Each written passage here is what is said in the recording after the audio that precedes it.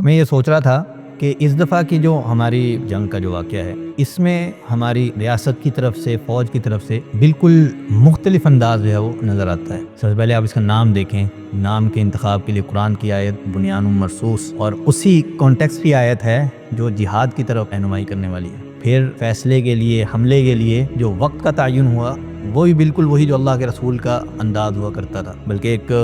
بڑے نامور صحافی پاکستان کے انصار عباسی، ان کو میں سن رہا تھا، وہ بتا رہے تھے کہ ہمیں یہ اخبار ملی ہیں کہ جب یہ فیصلہ ہوا کہ اب حملہ کرنا ہے تو حملے سے پہلے کوئی اچھی لمبی دعا جو ہے اس کا اہتمام ہوا۔ یہ بھی اللہ کے رسول کی سنت ہے۔ بدر کا موقع دیکھ لیجیے، اللہ کے رسول نے تقریباً پوری رات کھڑے رہ کر دعا کی۔ احد کے موقع پر، احزاب کے موقع پر اللہ کے رسول سے دعائیں منسوب ہیں۔ پھر اس سے پیچھے آپ جائیں ذرا، پاکستان کا قیام ہے، اس کو بھی اگر آپ ذرا غور کریں تو میں یہ سمجھتا ہوں کہ یہ جو انڈیا کے ساتھ ہمارے معاملات چلتے ہیں ہر 10 سال 5 سال میں ایک آدھ بار، وہ ہمیں ذاتی طور پر، انفرادی بھی اور اجتماعی طور پر بھی، ایز اے قوم بھی، اس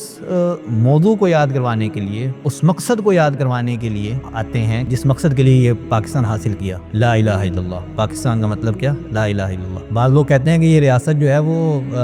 لا الہ الا اللہ کے نام پر نہیں بنی۔ ان کو ہم بتانا چاہیں گے کہ قائد اعظم نے جب یہ جدوجہد شروع کی تو ابتدائی طور پر تو بہرحال یہ ان کی جو کوشش تھی وہ دونوں قوموں کے انفرادی حقوق کی تھی۔ تو پھر ایک مولانا فضل اللہ وزیر آبادی رحمہ اللہ، وزیر آباد سے، جو جماعت المجاہدین کے امیر بھی رہے، انہوں نے یہ ارادہ کیا کہ میں قائد اعظم کو تھوڑا اس حوالے سے رہنمائی کرنا چاہوں گا، اور وہ آئے قائد اعظم کے پاس اور آ کر کہا کہ آپ کی آواز بڑی مضبوط ہوتی جا رہی ہے، لوگ آپ کی بات سنتے ہیں، جہاں آپ جاتے ہیں وہاں لوگ جمع ہو جاتے ہیں، اپنے مقصد کو بڑا کیجیے۔ اور کیا مقصد سمجھ آتا ہے آپ کو؟ انہوں نے کہا کہ آپ ایک علیحدہ ریاست کا مطالبہ کیجیے، مسلمانوں کے لیے علیحدہ ریاست، جس میں ہم اسلامی حکومت کا نفاذ کریں گے اور شریعت کے حدود کا نفاذ ہوگا، اور کلمہ لا الہ الا اللہ کی بنیاد پر اس ملک کو حاصل کیا جائے گا، اس کا قیام کیا جائے گا، اور پھر لا الہ الا اللہ کے تقاضے وہاں پورے ہوں گے، توحید ہوگی، موحدین ہوں گے۔ تو پھر قائد اعظم نے اس دو قومی نظریے کے جو بات ہے وہ لوگوں کے سامنے رکھی۔ تو مقصد ہمارا یہی تھا، ہمارا یہ ایمان ہے کہ اس ملک کو حاصل کرنے کا مقصد لا الہ الا اللہ تھا، اس کا نفاذ تھا، توحید کے جو تقاضے ہیں وہ پورے کرنے کے لیے۔ تو بہرحال اس دفعہ کا ہمارا ایکٹ دیکھیے، اور جو مقصد تھا پاکستان حاصل کرنے کا،